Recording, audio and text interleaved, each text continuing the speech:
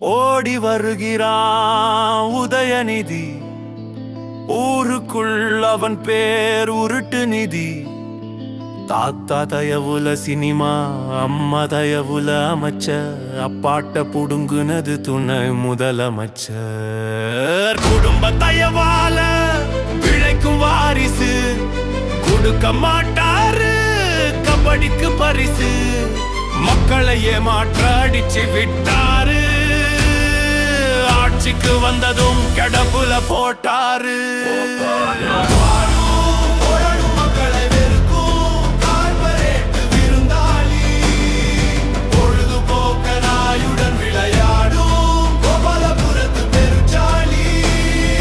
ராஜேந்திர சோழனா உதயநிதி, வாழ்க்கை போடுறது தலைவிதி.